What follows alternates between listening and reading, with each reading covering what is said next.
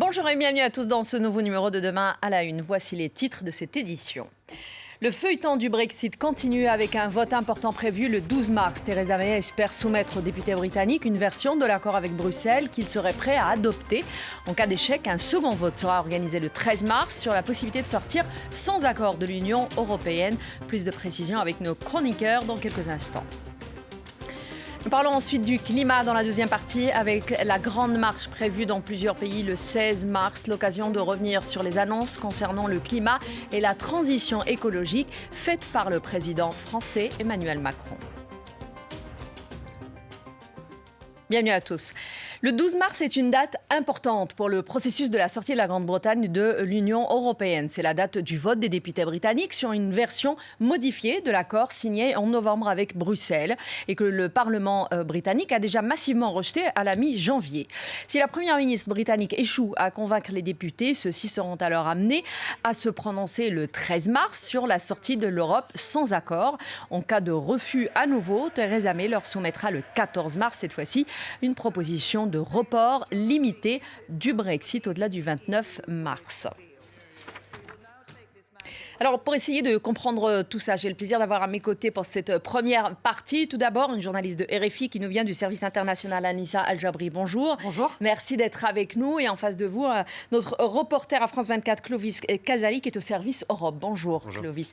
Merci à vous deux. Anissa, alors, je commence tout d'abord avec vous. Au moment où nous enregistrons cette émission, effectivement, nous apprenions qu'il y avait encore des négociations qui continuaient ce week-end entre Bruxelles et Londres, alors que la Première ministre cherche à obtenir de nouvelles garanties. C'est un peu ce qui retarde effectivement cette version amendée de l'accord. Une nouvelle version avec de nouvelles garanties sur l'accord de retrait. Les députés britanniques, pour rappel, avaient rejeté la dernière version. C'était à la mi-janvier. Qu'est-ce qui avait fait échouer le vote à ce moment-là ?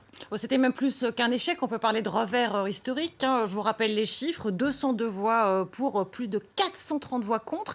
Alors, il y a ça, une explication juste arithmétique, très simple. C'est une vaste coalition de mécontents. D'abord, les Brexiteurs, ceux qui jugeaient que ce texte proposé n'allait pas assez loin dans la rupture avec l'Union européenne. Et puis, il y avait tous ceux qu'on baptise les Remainers, ceux qui rêvent en fait jusqu'au bout de pouvoir rester au sein de l'Union européenne. Pour eux, il n'y a qu'un accord qui est bon. C'est celui qui existe aujourd'hui. Il y a aussi une explication qui est quand même un petit peu plus politique. Aujourd'hui, on a une première ministre, Theresa May, qui est extrêmement contestée dans son camp, qui est extrêmement contestée par l'opinion aussi. On a un leader des travaillistes, Jeremy Corbyn, contesté par ses élus, qui est aussi jugé relativement ambigu dans sa position sur le Brexit. Comme on n'a pas vraiment de ligne directrice politique, c'est compliqué de construire une forme de consensus, d'arriver à expliquer dans quelle direction il faudrait pouvoir aller. Alors, très bien. Donc, ce week-end, effectivement, il y a des discussions qui continuent pour essayer d'avoir une version qui pourrait être votée le 12 mars, acceptée par les députés. Clovis, il y a jusqu'ici des points d'achoppement, disant qu'il y a des choses qui bloquent encore, justement, ces députés britanniques. Et le point de blocage qui cristallise toutes les passions est celui qu'on appelle le filet de sécurité, le backstop. Qu'est-ce que vous pouvez nous en dire aujourd'hui ? Puisqu'il semble que c'est ce dispositif, entre autres, qui inquiète un peu les députés britanniques. Oui, le backstop, c'est véritablement le point de discorde. Alors, le backstop, c'est un filet de sécurité qui se mettrait en place, en tout cas pour éviter le rétablissement d'une frontière physique entre la République d'Irlande, qui reste bien évidemment membre de l'Union européenne, et l'Irlande du Nord, qui fait partie du Royaume-Uni. Il faut absolument éviter un rétablissement d'une frontière physique, car vous vous rappelez bien sûr, il y a eu des décennies de violents combats, de guerre civile en Irlande entre ces deux côtés de la frontière. Eh bien, le backstop est justement un filet de sécurité pour empêcher cela.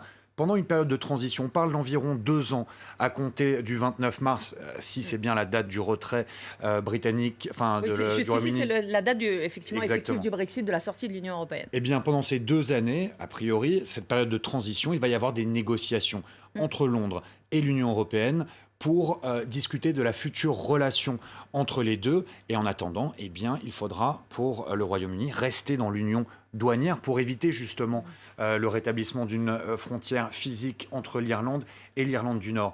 Alors forcément, c'est un point de discorde, car d'un côté, vous avez les Brexiters qui disent qu'il faut absolument éviter que ce backstop se prolonge dans le temps, car ça irait contre tout ce qu'ils ont milité pour durant la campagne. Ils veulent se retirer de l'Union européenne, et ça veut dire aussi se retirer du marché unique, de l'union douanière, et ce pour pouvoir négocier des nouveaux traités avec d'autres partenaires hors Union européenne.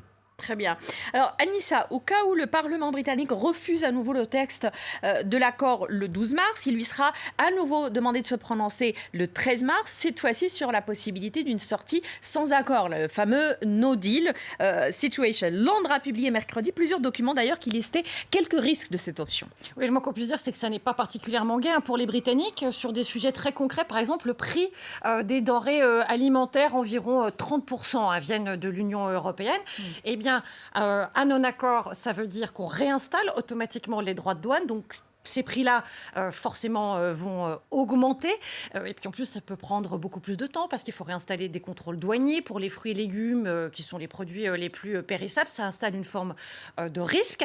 Alors, il y a ce risque évident. Sur le papier, il y a un autre qui pourrait amplifier tout ça. C'est une forme d'impact psychologique. On parle de panique quelque part au Royaume-Uni. Il y a quelque chose qui se vend depuis quelques semaines qu'on appelle une Brexit Box.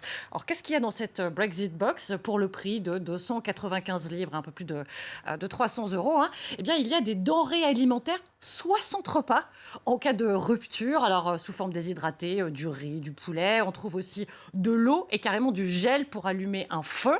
Eh bien, cette fameuse Brexit Box, elle fonctionne, elle marche très bien en ce moment. Il y a beaucoup de gens qui se les échangent, qui se donnent des petits conseils. Et puis, d'un point de vue un petit peu plus global, on chiffre, alors c'est vrai que c'est une bataille entre les Brexiteurs et les Remainers, mais globalement, les économistes disent que sur une quinzaine d'années, eh bien, le pays pourrait perdre tout de même 6 à 9 points de croissance. Il y a des endroits qui seraient plus impactés d'autres. Par exemple, l'Écosse, l'Irlande du Nord, 9 points de croissance en moins. Pour eux, c'est particulièrement douloureux parce que ce sont des endroits où on a voté contre le Brexit. Clovis, dans le cas d'une sortie sans accord, les médias britanniques parlaient récemment, entre autres Sky News, d'un plan secret qui serait en préparation dans les coulisses à sortir justement si on arrive à cette situation-là. Un accord, ce plan secret, disant, parle entre autres des suppressions de plans de droits de douane sur des produits importés, tout en gardant bien évidemment une liste un peu de produits protégés britanniques. De quoi s'agit-il ? Alors déjà, il faut dire que c'est un plan qui a fuité dans la presse auprès de Sky News. Rien n'est sûr, toutes les négociations se font en coulisses. C'est une des pistes qui est évoquée, semble-t-il, par les conservateurs, mais il y aurait quand même 10 à 20% de frais de douane qui seraient maintenus pour des produits dits essentiels, type agneau, voiture, bœuf, lait, des denrées, des produits très importants pour l'industrie britannique, mais ce n'est pas le cas, par exemple, pour les céréales. Alors les agriculteurs disent: comment va-t-on pouvoir être en compétition ? Comment va-t-on pouvoir rivaliser, être compétitif face aux exportations, aux exportateurs venus d'Amérique latine, d'Asie, qui vont vendre à très bas prix pour envahir le marché car les frais britannique. de douane, c'est peut-être une mauvaise chose pour certains, mais en tout cas, ça protège le marché domestique britannique. J'étais en Grande-Bretagne la semaine dernière et encore il y a quelques semaines pour l'émission Ici l'Europe, et je peux vous dire, j'ai parlé avec des agriculteurs britanniques qui sont aussi très inquiets par l'impact de l'abandon de la PAC, la politique agricole commune. J'ai parlé avec un agriculteur qui touchait près de 130 000 € par an, rien qu'en aide de la PAC. Il risque donc de perdre aujourd'hui en sortant effectivement de l'Union européenne. Bien évidemment, car si le Royaume-Uni se retire de l'Union européenne, il ne cotise plus pour la PAC, il n'y a plus l'aide pour les agriculteurs. Il faut savoir que 61% des profits des agriculteurs britanniques, eh bien, ce sont les aides de la PAC. Donc ça, c'est un point très important. Et je peux vous dire qu'en Grande-Bretagne, les gens sont extrêmement inquiets. Ils en ont assez, on en discutait tout à l'heure, ils en ont assez de ces discussions incessantes sur le Brexit. Ils ont l'impression que les politiques, conservateurs et travaillistes, ne veulent pas se mettre d'accord sur un deal. Ils veulent en fait, pour des raisons personnelles, faire des gains politiques, qu'ils ne se mettent pas tous autour de la table pour obtenir un accord. Et ça, c'est vraiment ce dont ils ont besoin. Et on sent à Londres, en tout cas, et dans tout le pays, qu'il y a une véritable crainte à l'approche de cette date fatidique du 29 mars. Il y a même une colère, d'ailleurs, à ce propos. Anissa, pour terminer, donc, nous avons le vote du 12.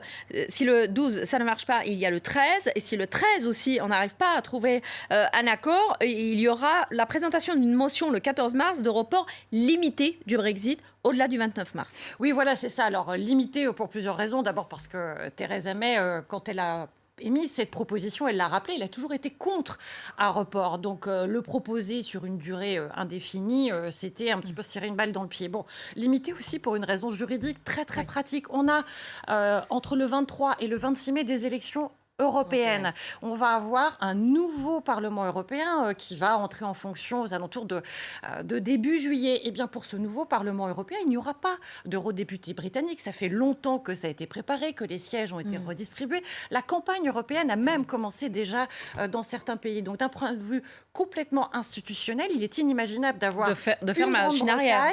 Toujours membre de l'Union européenne, alors qu'elle n'est pas représentée au sein de ces institutions. Et puis, vous parliez, Clovis, de la lassitude des Britanniques. Il y a une immense lassitude aussi chez les Européens, et ça, Theresa May le sait. Jean-Claude Juncker, le président de la Commission européenne, a parlé de fatigue du Brexit il y a de cela quelques semaines. Et puis, Nathalie Loiseau, la ministre des Affaires européennes, était cette semaine à Londres. Elle a dit aux Britanniques, je cite, « Un report n'a de sens que si vous avez une solution crédible à proposer. » Alors, c'est évidemment une manière de leur mettre la pression, mais aussi de leur dire que tout ça, sérieusement, a assez duré. Sachant que, juste parmi les dernières informations qui arrivaient ce vendredi, justement, c'était que Theresa May parle aujourd'hui même d'un nouveau référendum pour les Britanniques pour se reprononcer encore sur cette histoire. Merci beaucoup à tous les deux. Merci Anissa et merci à vous, Clovis, d'avoir été avec nous.